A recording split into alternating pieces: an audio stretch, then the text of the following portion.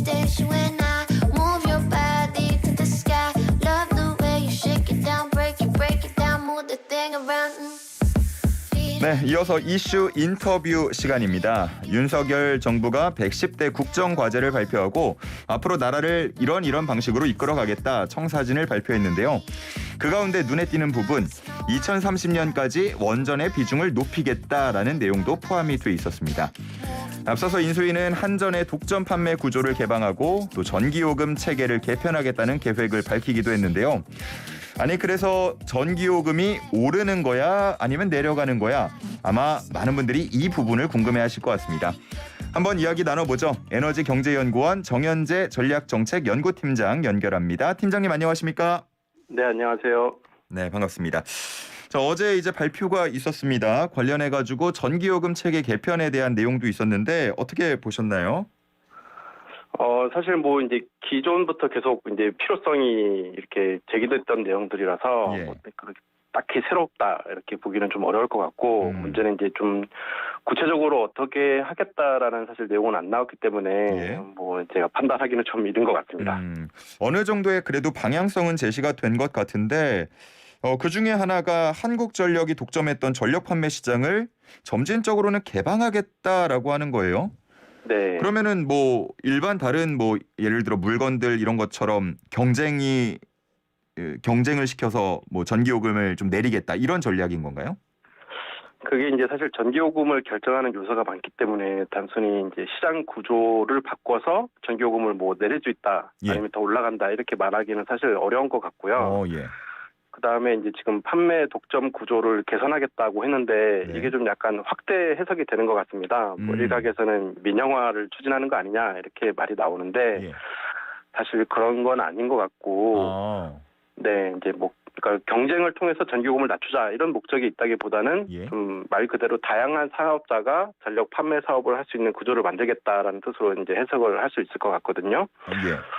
그래서 그 배경을 좀 이제 왜 이런 게 나왔는지를 좀 살펴볼 필요가 있는데 네네. 저희가 이제 지난 대선 때도 화두가 됐던 게 아리백이라는 게 있었잖아요. 그렇죠. 그래서 2050년까지 이제 각 기업들이 자기가 이제 이제 쓰는 전력의 100%를 재생에너지로 이제 충당하도록 해야 된다라는 게 이제 중요해지고 있는데 근데 사실 아리백을 달성하기 위해서는 뭐가 중요하냐라고 하면은 대부분 이제 재생에너지를 통한 어떤 그 직접 PPA라는 게 좀 중요하다라는 이야기가 많이 되고 있거든요. 직접 PPA라고요? 네, 그러니까 이제 전력을 직접 이제 생산자랑 소비자가 직접 계약을 통해서 장기 계약을 통해서 조달할 수 있도록 하는 건데, 재생에너지 발전 사업자들이 이제 전기를 생산하고 그다음에 주로 이제 대규모 기업체들 아리백에 참여하고자 하는 기업들이 요 발전 사업자랑 이제 한 15년에서 20년 정도 장기 계약을 맺는 거죠. 네. 그렇게 하면은 좀 이제 안정적으로 그 재생에너지 전력을 조달할 수가 있고 이제 아리백도 달성할 수 있다 이렇게 이야기가 되고 있고 이게 좀 필요하다고 좀 강조가 되고 있는데 문제는 지금 현재 전기 사업법 체계에서는 지금 전력을 판매할 수 있는 게 한전밖에 없다고 되어 있거든요. 예. 근데 이제 재생에너지 발전 사업자가 이 PPA를 통해서 전력을 이제 이제 대규모 기업일 텐데 전력을 공급하려면 일종의 이 발전 사업자가 전기를 판매하는 형태가 되어야 되잖아요. 네네. 그러다 보니까 근데 지금 법에는 한전만이 전력을 판매할 수 있다고 돼 있다 보니까 지금은 이걸 어떻게 해결하냐면은 이제 전기 신사업자다. 이 사람들 우리가 전기 신사업자라고 분류를 해서 이런 것들을 가능하도록 이제 하자라고 하고 있는데 사실 이거는 이제 근본적인 방법은 아닌 거고 이렇게 우리가 좀 이제 판매 사업의 어떤 범위를 좀 확대를 할 필요가 있다라고 해서 이제 제기된 이슈라고 보는 게 적당할 것 같고. 예. 지금 이제 재생에너지가 앞으로 좀 우리가 많이 보급이 될 거로 기대를 하고 있잖아요. 네네. 그러면은 재생에너지를 이제 만드는 사람들이 지금은 어떻게 하냐면은 자기가 이제 그거를 전력을 다 쓰도록 하고 남는 전기는 뭐 한전에 이제 판매하도록 이렇게끔 하고 있는데 사실은 그게 아니라 그냥 이웃이랑 같이 그 주위에 있는 사람들한테 또 전력을 또 자유롭게 사고 팔게 이제 할 수 있는 제도가 필요한데 네네. 이때도 역시 이 발전 사업자가 판매 사업을 할 수 없다는 규정 때문에 좀 이런 부분들이 잘 안 되고 있습니다. 그래서 그러니까 인수위에서 밝힌 어떤 전력 판매 시장의 독점 구조를 개방하겠다는 것은 우리가 생각하는 것처럼 뭐 한전 같은 그런 대규모 뭐 판매 사업자를 또 여러 개 등장시키겠다는 말이 아니라 예. 우리가 재생에너지를 좀 확대하는 과정에서 어떤 전기를 판매할 수 있는 사업자의 범위가 지금 지나치게 좁게 되어 있으니까 네. 요거를 좀 확대하자. 이렇게 이제 해석하는 게 좀 바람직한 해석이 아닐까 이렇게 생각을 하고 있습니다. 그러니까 전면 민영화는 아니지만 사업자를 좀 다양화하겠다. 네, 네. 약간 좀 어떤 방향인지 모호한 부분이 있을 것 같은데 뭐 앞으로야 그거야 계획이 좀 더 나와봐야 평가가 될 것 네. 같고 다른 나라의 경우들은 어때요? 보통 우리나라처럼 이렇게 뭐 독점을 하는 경우들이 많은가요? 대부분의 선진국은 이 판매 시장을 독점으로 운영하지는 않고 있고요. 이제 그렇다고 해서 이제 우리처럼 독점을 하는 사례가 없느냐 하면은 또 그건 또 아닙니다. 예. 그래서 독점으로 하는 사례도 있긴 한데. 그런 게 뭐 선진국, 개도국 이런 식으로 나뉘나요? 그러니까 뭐 선진국 중에서도 이제 예를 들어 미국이나 캐나다 같은 경우에는 거기에 또 주가 여러 개 있잖아요. 예, 그래서 예. 이제 주별로 다르기 때문에 뭐 어떤 주에서는 하나의 사업체가 이제 판매를 다 담당하는 경우도 있고 뭐 하는데 사실 극히 소수에 불과하고 예. 대부분은 여러 개의 사업자가 존재하는데 근데 이제 판매 사업자가 독점이 아니라 여러 개 있으면은 그럼 걔들은 다 경쟁을 하는 거냐 이렇게 해석할 수가 있는데 네네. 꼭 그런 것도 아닙니다. 그러니까는 우리로 따지면은 만약에 그러니까 뭐 경상도에서 판매 사업을 담당하는 회사가 뭐 하나 있고 또 전라도의 판매 사업을 담당하는 회사가 또 따로 있고 이렇게 하면은 국가 전체적으로 봤을 땐 독점은 아니잖아요. 예. 하지만 그 해당 지역에 거주하는 사람 입장에서는 사실 선택권은 없기 때문에 그러니까 뭐 약간 일종의 이제 지역 독점이라고 말을 하는데 예. 그런 식으로 전제를 하는 거거든요.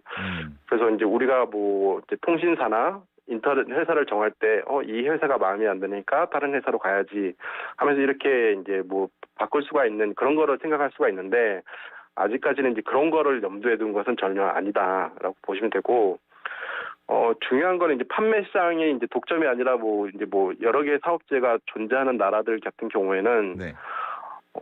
이제 많은 분들이 걱정하시는 게 예를 들어서 뭐 이제 경쟁 체제로 가면은 전기 요금이 더 올라갈 수도 있는 거 아니냐 이런 거 걱정을 하시는데 예, 그렇죠. 대부분의 나라에서는 이제 그 전기 요금은 정부 이제 규제기관에서 규제를 다 하고 있거든요. 네. 그래서 이제 사업자가 뭐 여러 개 있더라도 일단 전기가 우리가 필수제라는 걸 잘 알고 있기 때문에 적정한 가격으로 이제 높은 요금을 부과하지 못하도록 규제하고 있다 이렇게 보시면 그럼 되겠습니다. 약간 주유소에서 기름 넣는 그 가격 뭐 이런 거 생각하면 비슷한가요? 그런 거랑은 좀 다를 것 같습니다. 그러니까 주유소에서 그래도 이제 주유소는 우리가 시장이 민간에 개방이 됐기 때문에 예. 그래도 어느 정도 사업자가 마음대로 좀 조절할 수 있는 범위가 있는 거고 전기요금 같은 경우에는 철저하게 이제 규제를 이제 하는 거죠. 원가에 기반해서 이렇게 규제를 하도록 하고 있습니다. 예, 그렇군요. 그 이번에 좀 발표 내용 중에서도 보면 이 원가 인상분이 전기요금에 충분히 반영이 되지 않아서 한전의 적자가 커졌다. 뭐 이런 내용들도 있었던 것 같은데 네. 하지만 또 그렇기 때문에 전기요금이 그동안 덜 오른 거 아닌가 뭐 이런 얘기들도 함께 나와요. 네. 어떻게 한전의 적자를 악화시킨 원인은 뭐라고 봐야 되는 겁니까? 그러니까 지금 이제 먼저 질문하신 것부터 답을 드리면은 예. 일단 눈으로 보이는 현상만 관찰하면은 지난 5년 동안 전기요금이 안 오른 건 사실이거든요. 네네. 그리고 이제 올해 4월달에 처음으로 이제 기준 연료비 4.9원, 그다음에 기후 환경 요금이 2원이 이제 오르긴 했지만은 네. 뭐 거의 안 올랐다고 보는 게 맞는데, 네. 근데 문제는 우리가 다이어트를 한다고 했을 때 운동을 열심히 해가지고 그렇게 해서 이제 몸무게가 낮아지는 경우도 있고 아니면은 그냥 안 먹고 굶어가지고 그렇게 몸무게를 줄이는 경우도 있는데 그렇죠. 사실 눈으로 볼 때는 둘 다 몸무게가 줄어드는 건 똑같지만은 예. 사실 이제 후자는 좀 옳지 않은 방법이다. 오히려 다른 데서 좀 고장이 발생할 수 있다라고 이렇게 생각을 하는 것처럼 예. 지금 전기요금 인상 요인이 엄청 많이 있었는데도 전기요금이 올라지 않았다는 것은 사실 이제 비정상적이다 이렇게 볼 수가 있거든요. 왜냐하면 지금 이제 한전의 적자가 이제 많이 쌓여 있고 올해 같은 경우에는 한 20조 정도 될 거다라고 증권가에서 예측을 하고 있는데 예. 이 적자가 결국은 언젠가는 이제 소비자가 부담을 다 해야 되는 금액이거든요. 예. 그래서 뭐 언론에서는 이게 뭐 조삼모사다 아니면 이제 폭탄 돌리기다 이런 표현들도 많이 사용하고 계신데 사실 뭐 그게 이제 맞는 표현인 것 같고요. 지금 그러니까 한전의 적자가 어떤 상황이냐면은 한전이 결국 도매 시장에서 전기를 사와 가지고 소비자한테 이제 판매하는 회사라고 이제 인식을 해야 되는데 예. 전기를 사오는 돈도 지금 모자랄 상황이다. 예. 우리가 심각한 유동성 위기에 처해 있는 상황이고 그러면은 이제 돈이 없으면은 보통 이제 채권을 발행해서 그 빚을 내야 되는데 예. 지금 이제 채권 발행도 1분기에 거의 한 12조 가까이 좀 했다고 하더라고요. 예. 그래서 이게 이제 공기업이다 보니까 또 채권을 발행할 수 있는 한계가 법으로 정해져 있는데 그 한계치도 이미 올해 상반기 중에 도달할 것 같다. 뭐 이런 여러 가지 문제들이 나오고 있습니다. 그래서 결국 그러면 이제 전기요금을 계속해서 우리가 올려주지 않으면은 이걸 어떻게 해결할 거냐? 그럼 방법은 이제 세금을 통해서 이제 지원을 해주는 방법밖에 없고 네.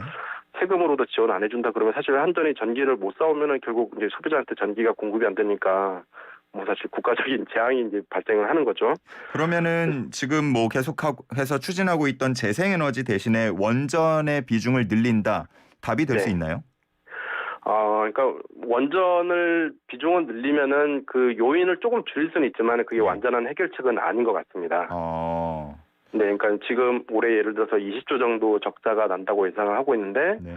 지금 상황에서 이제 원전이 더 많이 있었다 그러면 그게 조금 줄어들 수는 있지만은 그보다는 해외 뭐 이제 석탄이라든지 LNG 가격이 뭐 코로나 초기에 비해서는 뭐 거의 10배 가까이 오른 경우도 있기 때문에 네. 사실은 이제 단순히 원전 가동률만 높여가지고는 그것을 이제 해결할 수 있는 건 아니고요. 그러면 뭐 탈원전 정책을 폐기하면 전기요금이 싸진다 이렇게 단순한 논리는 아니라는 거죠? 그렇죠. 이제 그게 이제 뭐 요인이 조금 줄어들 수 있지만은 해답은 될 수 없다 이렇게 보시면 될 것 같습니다. 그러면은 그 전기요금 원가주의 원칙에 만약에 입각을 하면 네. 전기요금이 뭐 어느 정도나 올라가게 되는 건가요? 지금 뭐 정부에서 어제도 뭐 발표한 것도 보면은 지금 이제 원가가 어느 정도 들었는지 계산하는 과정이 있기 때문에 제가 예. 뭐 정확한 수치를 밝히기는 어려울 것 같은데 근데 이제 지금 증권가에서 예측한 20조 적자라는 숫자를 가지고 대충 생각을 해보면은 예. 최소 30% 이상은 이제 올라야 될 여지가 있는 거죠. 네, 그리고 이제 한전이 도매 시장에서 사오는 전기 가격은 지금 200원 정도이고 예. 소매 시장에 우리 소비자한테 파는 전기 가격은 평균적으로 한 108원 정도 되니까 이미 벌써 이 차이가 엄청 나잖아요. 그래서 예. 원가주의를 만약에 문자적으로 100% 그대로 적용한다 그러면은 사실 상당한 폭의 전기요금 인상을 해야 되는데 뭐 제가 봤을 때는 아무리 원가주의 원칙을 한다 하더라도 이만큼 다 올리긴 힘들 것 같고요. 예. 하지만 지금보다는 좀 어느 정도 이제 전기요금 인상은 필요하다 이렇게 볼 수밖에 없을 것 같습니다. 그러니까 재생에너지 같은 경우는 결국은 이 단가가 비싸기 때문에 소비자에게까지 부담이 전가된다 이런 논리인데 지금 네. 뭐 기술이 발전하는데도 이 단가는 낮춰지진 않는 건가요? 단가가 이제 뭐 앞으로 낮아질 것으로 전망을 하지만은 지금 이제 사실 올해가 지금 되게 큰 문제가 되는 상황이잖아요. 예, 예. 그래서 지금 단기의 문제를 해결하기에는 좀 이제 도움이 별로 안 되는 것 같고, 그다음에 재생에너지도 발전 단가가 낮긴 하지만은 그 재생에너지를 보급하기는 과정에서 저희가 지원금을 많이 주고 있는데. 예.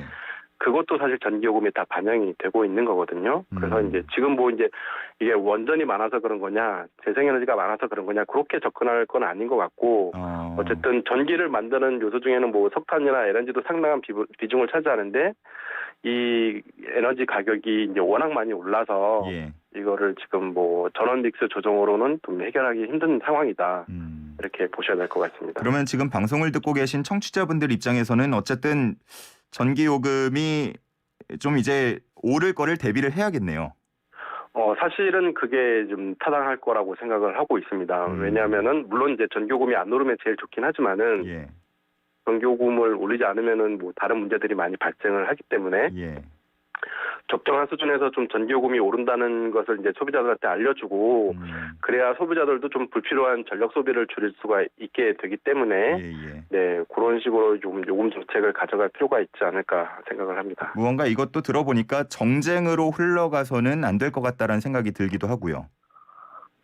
뭐 경쟁으로 갔을 때 뭐 좋은 점도 있고 나쁜 점도 있는데 정쟁을 사실... 말씀드린 겁니다. 그러니까 정치적인 네. 무언가 이런 이슈로 이게 부각이 되면 좀 받아들이기에 오해가 생길 것 같다라는 생각이 드네요. 네, 맞습니다. 예, 알겠습니다. 오늘 이 정도에서 정리하겠습니다. 감사합니다. 네, 감사합니다. 지금까지 에너지경제연구원 정현재 전략정책연구팀장이었습니다.